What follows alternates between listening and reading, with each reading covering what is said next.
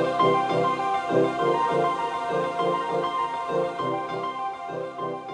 of all, I'd like to start by thanking the Institute of Directors India, and particularly to the top team, to the General Ahluwalia, to Mr. Kapoor, and to the CEO Manoj Raut, because you need to have a dynamic team at the top of any organisation if you're going to deliver some of the most powerful and actually most challenging programs that the Institute of Directors seek to address. And part of the 25 years, and I haven't been with them for 25 years, but my support has been there for about a decade, is simply because they have a strong commitment to ensuring change happens.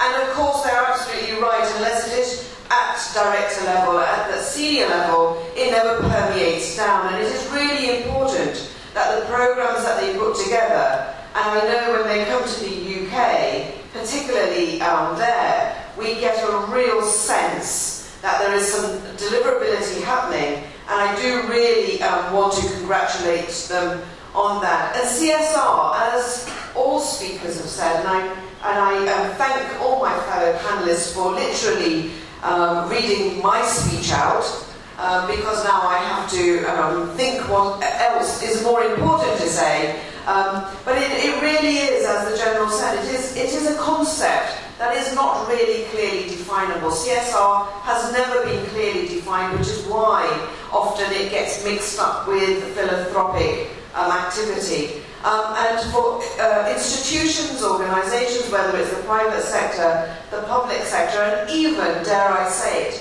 the third sectors, there is a real need to have a clear understanding of what it is that is being delivered. And the General was right that, unless we make some frameworks and action plans within our organisations, actually your bottom line, and I know this is often the important thing for business, is what impact will whatever I have as an action plan have on the bottom line. But it's like with all things, if it's done properly, your bottom line actually has a really positive impact. You will see, first of all, productivity goes up, retention of your top people remain, and more importantly, the people that you employ at all levels remain. CSR shouldn't be something of new ideology, particularly to the Indian community,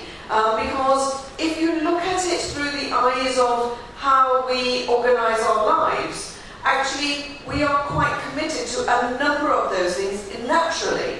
But it just seems that as we get up the corporate ladder, those things become slightly muddified. And I think it is important that we often step back and actually look at what history has taught us. I was born in India, and I'm incredibly proud to be a person who is of Indian origin, because I think one of the settings of this great nation is that it has a phenomenally rich history of being able to preserve, to conserve. However, what we're less good at is being able to materialise that at individual level, where the country which is my home, where I live, actually has it at individual level. So when we're giving, it becomes much more of an individual responsibility, and in India I see it much more as a corporate, collective responsibility. And both work. If done properly, both work. But the important thing, of course, is to actually materialise frameworks and plans. And Dr. Jacob, I take on board, what you don't want to do is see and then plan and put in a file. What you want to see is see, plan, put into a framework, and then action on it. And that action has to start from the top.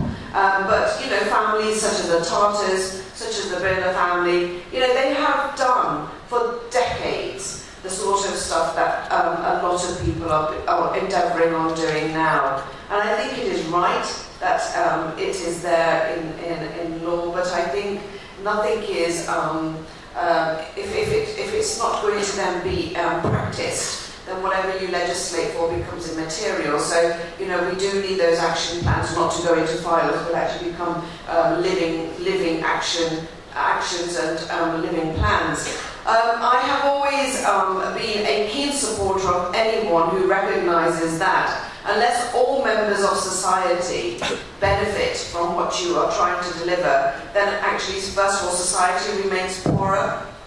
Your businesses always remain poorer, and unless there is that diversification, that real mix of different ideas, different thinking, different lenses at all levels of your organisations, to be quite frank, you are living in a very fast-moving world, and this new government that has, under the premiership of Prime Minister Modi, one of the key messages that I think has come out of it is that if you're going to actually have some significant change, then you have to start by delivering it from within yourselves. And the programs on Clean Up India, Manufacture in India, Making in India, all of these things are actually key drivers. But unless your people are significantly skilled, significantly energized and motivated to do it, all of those things, of course, then will become slightly slow byproducts. So there is some significant changes to be had in attitude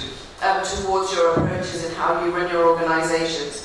And for those of you who know me well will know that part of what I've always said is that at boardroom level, at directorship level, you cannot have directorships and boardrooms that reflect only one particular type of view. You need to have a diversification of think process, and that only comes with people from different backgrounds, people from different genders, and and the General knows that is a point that I readily make, because unless we actually look at how we organise ourselves at the top, that petering really doesn't flow well to the bottom. And then how will you know, whatever your CSR plans or programmes are, whether they are actually impacting on the right people the way you want them to impact?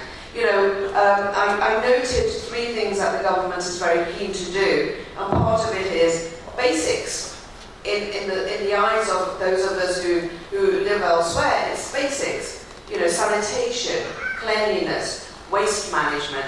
I mean, these things are basic requirements that all organisations, when they're looking at how they structure themselves, how are your organisations meeting those three basic needs? How is your organisation actually looking out for the people who you directly employ and then indirectly have an impact on in your communities? Because often as not, as major employers, as major providers of economic growth wherever you're positioned, part of your responsibility surely must lie in the fact that you have a need to address those issues too. So with bottom line, with healthier workforce, with a more educated, informed workforce, of course you will get a better general return.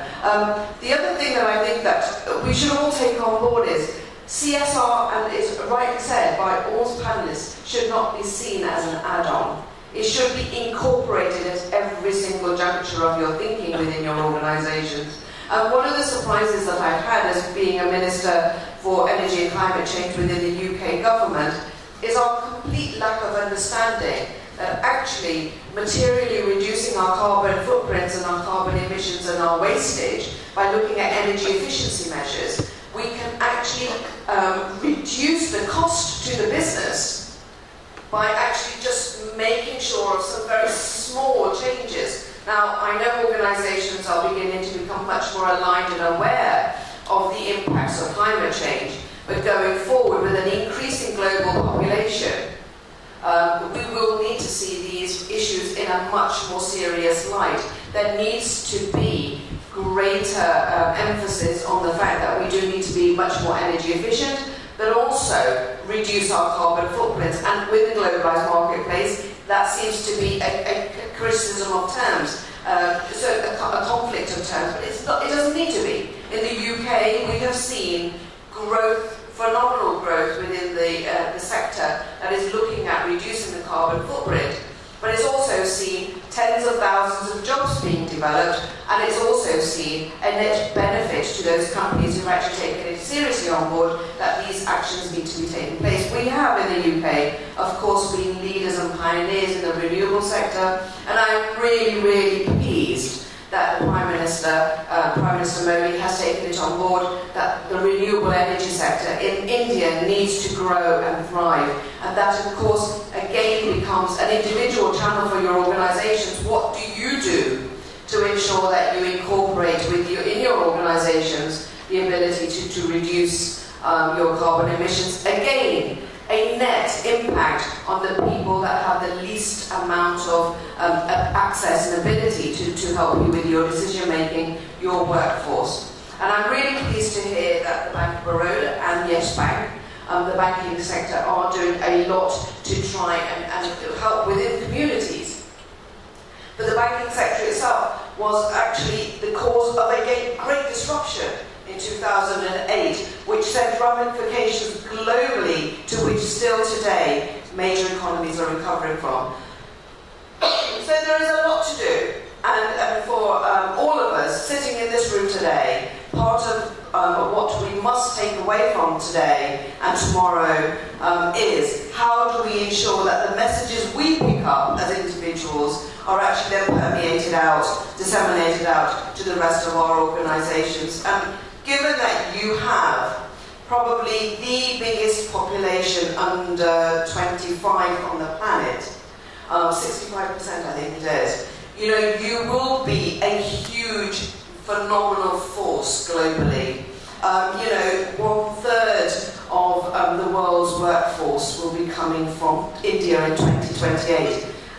You are seen as going to be the game changers on the planet, which is why it is really, really important that companies located, situated, and in India are then giving clear signals as to the direction of travel. Your importance is already felt, as you know, by companies wishing to invest in India and for Indian investment to come into their countries. The UK, of course, has always shared a very special relationship with India for many, many years. And we are one of your key major investors here. But I would hope that those investors here too follow very much the importance of being influential on the area of CSR. I'm going to wrap up now because I think it's really important that during the rest of the day that we do have those one-to-one deliberations, but also to recognise that the Institute of Directors has had a major footprint on the way directors take away a particular performance of how they perform at senior level. But that's all irrelevant if they then cannot disseminate that information out to those that come underneath them and influence those that are above them.